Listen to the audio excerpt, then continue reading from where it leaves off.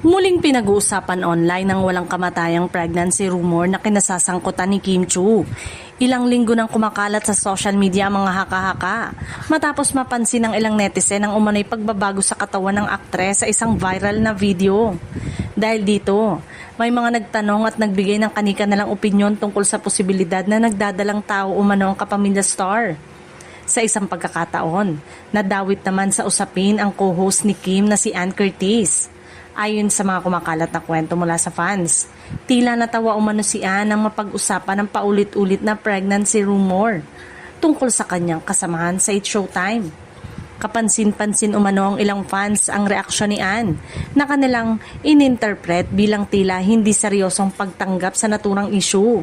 Para sa ilan, maaaring nagpapahiwatig lamang ito na hindi dapat agad paniwalaan ng mga kumakalat na haka-haka, lalo na kung wala namang opisyal na pahayag mula kay Kim. Mas maaga nitong buwan, mismong It's Showtime co-host na si Sean Dominguez ang nagpahayag na hindi buntis si Kim.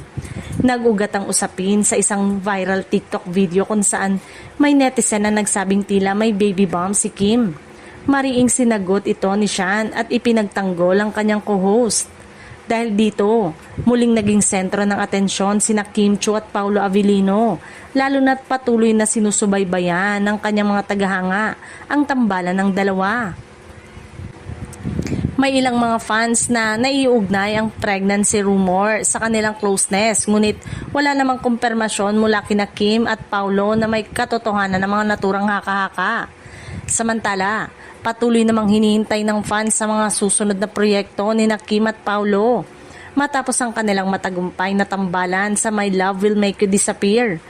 Muli silang inaabangan sa kanilang mga bagong proyekto, kaya naman para sa maraming tagahanga, mas mabuting hintayin ang mismong pahayag ng mga artista kaysa umasa sa mga haka-hakang kumakalat lamang sa social media.